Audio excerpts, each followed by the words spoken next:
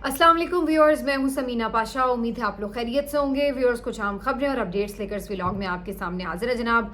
खबरें बड़ी इंपॉर्टेंट भी हैं और ख़तरनाक भी, क्योंकि आज जो आपसे गुफ्तगू हम करने जा रहे हैं वो इमरान खान साहब की ट्वीट से शुरू करेंगे। इस ट्वीट में ऐसा क्या है जिसने सबको एकदम हैरान भी कर दिया और परेशान भी कर दिया है। ये एक बहुत ही अहम ट्वीट है इमरान खान साहब का, जो उन्होंने अपने ट्विटर हैंडल से किया है। अब इस ट्वीट में क्या ऐसी बात है, आपको तफसील बताते हैं। इसके अलावा संबड़ियाल में जी आज इलेक्शन है, ज़िमनी इलेक्शन, जिसके लिए काफ़ी भरपूर ज़ोरों से जो कैंपेन है वो हुई, लेकिन उससे पहले ही कि ये इलेक्शन में अभी वोटिंग हो, खबरें आना शुरू हो चुकी हैं कि धांधली के इंतज़ाम पूरे हैं। क्या कुछ खबरें आ रही हैं आपके साथ शेयर करेंगे। इमरान खान साहब का इस हवाले से भी स्पेशल मैसेज है, वो भी आपको बताएंगे। उमर अयूब साहब के खिलाफ एक रेफरेंस जो है ना अहली के लिए दायर किया गया, जिसे इलेक्शन कमिश्नर के पास भी भेज दिया है स्पीकर कौमी असम्बली ने। और स्पीकर के खिलाफ फिर पीटीआई ने क्या हिकमत अमली बनाई है वो भी आपके साथ शेयर करेंगे। इसके साथ साथ सनम जावेद और यास्मीन राशिद साहिबा की जो गुफ्तगू है वो भी आपके साथ शेयर करेंगे। काफ़ी कुछ है इस व्लॉग में। आपसे रिक्वेस्ट है कि चैनल को सब्सक्राइब कर लें अगर अभी तक सब्सक्राइब नहीं किया।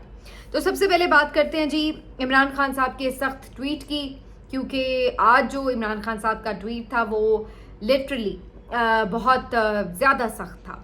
इमरान खान साहब की जो गुफ्तगू रिपोर्ट हुई, जो उनकी बहनों ने भी की, जो उनके वकला ने भी की और जो उनके पार्टी लीडर्स ने भी की, उसमें ये बात कहीं भी मेंशन नहीं थी जो इमरान खान साहब के ट्वीट में सामने आई है। और यकीनी तौर पर इसकी बाज़गश्त हमने एक आध दफ़ा पहले कहीं सुनी, लेकिन इमरान खान के अपने मुंह से ये बात कभी नहीं सुनी जो इमरान खान साहब ने अब बताई है। तो इस ट्वीट को इमरान खान साहब जो शुरू में बात कर रहे हैं वो तो उन्होंने थोड़ा इसमें रिलीजियस बात करते हुए कहा कि जो हक पर खड़ा होता है वो हारता नहीं, और अल्लाह ताला कुरान में फरमाता है कि मैं किसी कौम को तबाह नहीं करता जो हक और सच पर खड़ी होती है। साथ ही हज़रत अली का कॉल भी वो यहाँ पर कर रहे हैं कोट, और कहते हैं कि जो कुफ्र का निज़ाम है वो चल सकता है लेकिन जुल्म का निज़ाम नहीं चल सकता। ये तमाम बातें करते हुए वो कहते हैं कि हम अल्हम्दुलिल्लाह हक पर खड़े हैं, इसलिए कोई हमें खौफ नहीं है। और फिर वो बात बताते हैं कुछ साल पहले की। इमरान खान साहब कहते हैं कि जब वो वज़ीर आज़म थे तो बतौर वज़ीर आज़म उन्होंने उस वक्त DGISI यानी जनरल आसिम मुनीर साहब को ओहदे से हटाया, जो उस वक्त उनके दौर में DGISI थे।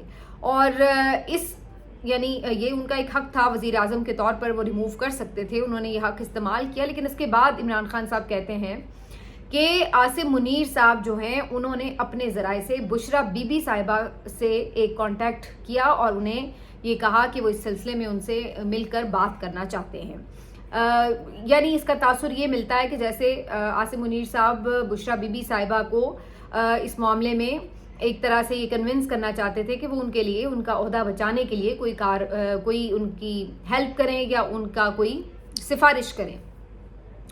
ये इमरान खान साहब का इल्ज़ाम है। और वो ये कहते हैं कि उसके बाद बुशरा बीबी साहिबा का जवाब ये था कि मेरा इन मामलात से कोई लेना देना नहीं है, ना ही मैं इस सिलसिले में आपसे कोई मुलाकात करूंगी। और ये इमरान खान साहब कहते हैं कि वजह है कि आसिम मुनीर साहब को बुशरा बीबी साहिबा के ऊपर इस कदर गुस्सा है कि उन्होंने उस वक्त इस सारे मामले को हल करने में उनकी मदद क्यों ना की। और आगे फिर इमरान खान साहब लिखते हैं कि जो इस वक्त बुशरा बीबी साहिबा के साथ नारवा सलूक हो रहा है और 14 माह से वो नाहक कैद हैं, तो उसके पीछे भी जनरल आसिम मुनीर का यही इंतकामी रवैया कार फरमा है। तो ये एक बहुत बड़ा इंकशाफ है जो इमरान खान साहब कर रहे हैं, बहुत बड़ा इल्ज़ाम है जो उन्होंने फील्ड मार्शल आसिम मुनीर साहब पे लगाया है, जो कि उस वक्त DGISI थे। और इमरान खान साहब का ये कहना आप देखिए कि ये कोई इतनी नॉर्मल बात नहीं है। इतना बड़ा इल्ज़ाम आम तौर पर आप सोच नहीं सकते कि आप आर्मी चीफ के ऊपर भी लगाएं, और इस वक्त तो मुल्क के ये ताकतवर तरीन जर्नैल हैं जिनके ऊपर आप इतनी बड़ी बात कर रहे हैं, और ये जानते हुए कि इसके कॉन्सिक्वेंसेस क्या हो सकते हैं, क्योंकि ऑलरेडी आप इस वक्त निज़ाम के तहत जेल में हैं, उनकी दस्तरस में हैं, पूरी तरह उनके कब्ज़े में हैं। लेकिन इसके बावजूद भी इमरान खान साहब ये बात यूं डंके की चोट पर कर रहे हैं। अगरचे उन्होंने बहुत देर से ये बात की है, कहने का मतलब ये है कि इससे पहले उन्होंने ये गुफ्तगू नहीं की, लेकिन अब उन्होंने ये जो गुफ्तगू की है इस बात से तासुर क्या मिलता है। एक तो ये तासुर मिलता है कि जो ये लोग शोर मचा रहे थे कि वो पाँव पड़े हुए हैं या वो लकीरें जो है वो नाक से निकालने के लिए तैयार हैं और वो बस बहुत ज़्यादा डेस्परेट हैं, तो इन बातों को तो तक़वियत नहीं मिलती इस बयान से। इस बयान से तो ये लगता नहीं है कि वो कोई खौफज़दा हैं या वो कोई तंग पड़ चुके हैं, क्योंकि अगर कोई शख्स खौफज़दा हो, वो तंग पड़ा हुआ हो, जेल से निकलना चाहता हो, हर कीमत पर रिहाई चाहता हो, तो फिर तो वो कहेगा कि भाई जो आप कहें सब ठीक है और मुझे बताएं, मैं बस अग्री करता हूँ। लेकिन जो शख्स बढ़ चढ़ कर ना सिर्फ ये कि उनकी ऑफर्स को झुटला दे, बल्कि बढ़ चढ़ कर उनके ऊपर इतनी बड़ी बात कर दे, तो उससे आप कहीं से भी ये तासुर नहीं ले सकते कि वो शख्स किसी भी तरह डरा हुआ है या किसी भी तरह कमज़ोर है। एक तो पहले ये बात हो गई। इस बात में जाए बगैर कि ये बात सच है या झूठ है, मैं सिर्फ ये कह रही हूँ कि इस बात का कहा जाना ही किस कदर सिग्निफिकेंट है। आप इस चीज़ को अंडरस्टैंड कीजिए कि जेल में बैठे शख्स को ये बात पता है कि इसके कॉन्सिक्वेंसेस क्या हो सकते हैं और क्या हैं ऑलरेडी। तो ये वो चीज़ है कि जो आपको ये बताती है कि ये जो लोग आके बात करते हैं टाउट्स के जी वो ये हो गए, वो हो गए, वो मर गए, वो यूं हो गए, तो जनाब वो कोई मरे नहीं जा रहे इस बात के लिए कि उन्हें कोई माफ़ी मिल जाए, ना वो कोई माफ़ी मांगने के लिए तैयार हैं, बल्कि उल्टा वो आप देख सकते हैं कि एग्रेसिव मोड में नज़र आते हैं। उसके अलावा वो अदलिया के हवाले से भी बात कर रहे हैं कि जजेस यहाँ पर सिर्फ नौकरी बचा रहे हैं। 26वीं तरमीम के बाद अदलिया इस वक्त की सबसे डिसग्रेसफुल अदलिया है और किसी जज ने CCTV फुटेज 9 मई के मामले में नहीं तलब की और ना किसी ने इंसाफ करने की कोशिश की, क्योंकि ये सब जज कॉम्प्रोमाइज्ड हैं और बिल्कुल अपनी नौकरी बचाने के लिए इंसाफ का कत्ल कर रहे हैं। काजी फ़ाइज़ ईसा साहब के हवाले से भी उन्होंने यही कहा कि पहले जस्टिस मुनीर हुआ करते थे, अब काजी फ़ाइज़ ईसा का लोग नाम लेते हैं कि बदतरीन जिन्होंने इंतकाम और बुक्स पर मबनी फैसले किए। साथ साथ इमरान खान साहब अपने साथ जो रवैया इस वक्त जेल में उनके साथ रवा है उस पर बात करते हुए कहते हैं कि उनके केसेस नहीं लगने दिए जाते। बुशरा बीबी साहिबा से उनकी 1 महीने से मुलाकात नहीं करवाई गई, 4 हफ्तों से, जबकि जेल मैनुअल के तहत हर ट्यूसडे को फैमिली से आपकी मुलाकात होती है। तो ये जानबूझकर सख्तियाँ की जाती हैं। और फिर जो उनके साथ भी हुआ है कि उनकी बिजली 2 दिन बंद रही है बुशरा बीबी साहिबा की, उनकी तबीयत ख़राब हो गई जिसकी वजह से, तो ये सब होता रहा। तो ये तमाम चीज़ें जो हैं वो लिखते हैं और ये भी बताते हैं कि उनके बच्चों से भी उनकी बात नहीं करवाई जाती अदालती अहकामात के बावजूद। तो ये सब हो रहा है। वो कई दफ़ा कह चुके हैं कि कर्नल जो है वो जेल के तमाम मामलात को कंट्रोल करता है और वो किससे मिलना है, किससे नहीं मिलना, कब मिलना है, कब नहीं मिलना, तमाम चीज़ों को वो देख रहा होता है। तो बहुत खुल के वो इस सिस्टम के ऊपर बात करते हैं। कोई लगी लिपटी नज़र नहीं आती और ना कोई खौफ नज़र आता है, जिससे ये बात बिल्कुल अयां हो चुकी है कि इमरान खान साहब किसी भी तरह कोई उनको इस बात के लिए डेस्परेशन नहीं है कि उन्होंने एट एनी कॉस्ट बाहर आना है।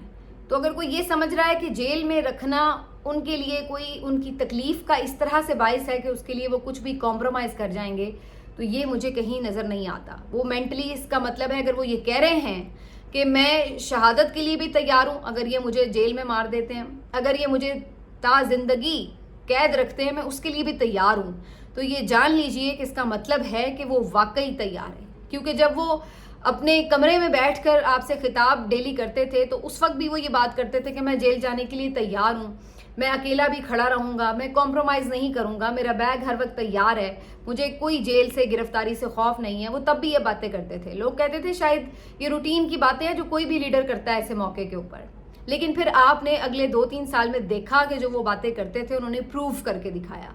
तो अगर अब वो जेल में बैठा ये बात कह रहा है कि मैं मेंटली तैयार हूँ इस बात के लिए, तो समझ लीजिए कि फिर इसका मतलब है कि वो वाकई तैयार है। और जो शख्स मेंटली इस हद तक तैयार हो जाए कि उसके लिए उसकी ज़िंदगी भी कोई मायने ना रखती हो जहाँ पर हो, उसको मौत का भी जब कोई खौफ ना रहे, ये सिर्फ कहने की बात नहीं मैं कर रही, ये मैं अमलन प्रैक्टिकल बात कर रही हूँ, तो फिर उस शख्स को आप तोड़ नहीं सकते, उसको किसी चीज़ पे आप कॉम्प्रोमाइज़ के लिए तैयार नहीं करवा सकते। ये बात याद रखिए। तो ये जो है इमरान खान साहब की जो आज ट्वीट है ये बहुत ज़्यादा सिग्निफिकेंट है इस सारे कॉन्टेक्स्ट में। बाकी उन्होंने फिर आगे जो एहतजाज का प्लान है उसके वाले से एक दफ़ा फिर अपने कौम को मैसेज वगैरह दिया है। वो सारी चीज़ें जो ऑलरेडी आपके सामने आ चुकी हैं उनको मैं रिपीट नहीं करती, लेकिन ख़ास तौर पर जो संबड़ियाल का इलेक्शन है ज़िमनी, उसके हवाले से उन्होंने अपनी कौम को फिर कहा है कि आपने बाहर निकलना है और वोट करना है और साथ साथ वोट की हिफाजत भी करनी है। हर तरह की ये लोग हिकमत अमली बनाएंगे ताकि आपका वोट चोरी किया जा सके, रिग किया जा सके ये इलेक्शन, जैसे कि पहले भी इन्होंने किए हैं। जनरल इलेक्शन भी और दीगर ज़िमनी इलेक्शन भी। तो इमरान खान साहब कहते हैं कि आपने इसको इंश्योर करना है कि आपका जो वोट है वो चोरी ना हो सके। ना सिर्फ ये कि फॉर्म 45 लेना है, जबकि तक फॉर्म 47 भी हाथ में ना आ जाए आपने अपने घरों को नहीं लौटना। तो ये इमरान खान साहब कहते हैं कि आपने पूरी टक्कर लेनी है निज़ाम से। आज मुख्तलिफ जो वीडियो मैसेजेस मैं देख रही हूँ पीटीआई के रहनुमाओं के, वो भी यही गुफ्तगू कर रहे हैं, क्योंकि उन्हें खदशा है कि ये इलेक्शन रिग करने का पूरा मंसूबा है। एक भी सीट ये नहीं देंगे पीटीआई को, ये सबको बात पता है। इसलिए वो ये चाहते हैं कि जो वोट सपोर्ट कल आपने देखी उनकी इलेक्शन कैंपेन में, वो चाहते हैं कि इसको हम महफूज भी बनाएं। आज से ही काफ़ी चीज़ें हमें नज़र आ रही हैं। रात गए एक ऑडियो लीक भी मैं सुन रही थी, मुझे अभी उसकी ठीक से नहीं बताया कि वो मतलब दुरुस्त है या नहीं, लेकिन ये बहुत ज़्यादा सर्कल कर रही है सोशल मीडिया पर, जिसमें सुना जा सकता है कि एक जो कोई ओहदेदार है वो ये बात कर रहा है कि वो नून लीग का ही है बंदा, अपना घर का ही है और वो ठप्पे लगा देगा और इस टाइप की कुछ वो गुफ्तगू कर रहा है। ये ऑडियो लीक हुई है। इसके अलावा आरओ ऑफिस के बाहर कंटेनर्स रात गए लगा दिए गए हैं, और ऐसी क्या वजह है कि भाई आरओ के जो ऑफिस है उसके बाहर कंटेनर्स लगाने पड़ रहे हैं? अगर फ्री एंड फेयर इलेक्शन हो रहा है, नॉर्मल हालात हैं, तो आरओ ऑफिस को क्यों सील किया जा रहा है? आखिर अंदर आपने ऐसी क्या कार्रवाई डालनी है जो आरओ ऑफिस को एक दिन पहले एक रात पहले ही आप सील कर रहे हैं? तो ये भी अपने आप में आपको चीख कर बता रहा है कि कुछ हो रहा है। और फिर अदरवाइज भी काफ़ी ज़्यादा ये खबरें आ रही हैं कि कल के लिए ऑलरेडी प्लान तैयार है कि फॉर्म 45, 47 का झगड़ा भी ना पड़े, तो पहले ही वोटिंग से पहले ही काम जो है वो पूरा कर लिया जाए।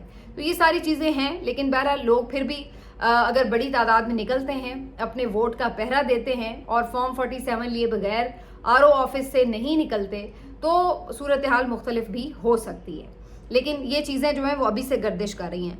अब सच्ची बात ये कि इन बातों पे हैरानगी भी नहीं होती, क्योंकि हम मुसलसल जिस तरह के रिग्ड इलेक्शन देख रहे हैं, उसके बाद मेरे ख्याल से अगर कोई इलेक्शन फ्री एंड फेयर हो जाए, अगर कोई इत्तेफाक से फ्री एंड फेयर इलेक्शन हो जाए, तो उस वक्त हैरत होगी अब है ये इलेक्शन कैसे फ्री एंड फेयर हो गया। वरना जिस किस्म की इस वक्त मुल्क में आइन और कानून की एक हालत है, उसके बाद इन चीज़ों पे अब हैरत नहीं होती। कोई फैसला पीटीआई के खिलाफ आए तो हैरत नहीं होती, कोई किसी को नाहक सज़ा दी जाए तो हैरत नहीं होती, किसी को झूठे मुकदमे में सज़ा सुनाई जाए तो हैरत नहीं होती, किसी का केस ना लग रहा हो, रिलीफ ना मिल रहा हो तो कोई हैरत नहीं होती, ख़वातीन के साथ जुल्म किया जा रहा हो तो कोई हैरत नहीं होती। हम अब यूज़ टू हो चुके हैं 2-3 सालों में ये तमाम तमाशे देखने के, तो इसलिए अब हमें ये चीज़ें देख के हैरत भी नहीं होती। अब हम अफसोस का इजहार ज़रूर कर सकते हैं, लेकिन हैरत नहीं होती हमें। हैरत अब हमें अगर इसके बरक्स कुछ हो तो हमें हैरत होती है। जैसे पीटीआई को एक जलसा करने दिया गया समड़ियाल में, तो इस बात पे हैरत हो रही थी कि ये जलसा करने कैसे दिया गया। तो ये इस तरह का अब निज़ाम को इन्होंने बना दिया है कि अगर कोई काम आइन और कानून के मुताबिक हो तो हैरत होती है कि हैं ये काम आइन और कानून के मुताबिक कैसे हो गया। यहाँ तक ले आए ये सिस्टम को। बहरहाल जी, अब मजीद पीटीआई की विकटें गिराने की तैयारी है। उमर अयूब साहब जो कि अपोजिशन लीडर हैं, उनके लिए उनके खिलाफ एक रेफरेंस उनके मुखालिफ उम्मीदवार की तरफ से फाइल किया गया, जिसको फौरी तौर पर स्पीकर ने या सादिक साहब ने इलेक्शन कमीशन को भिजवा दिया है।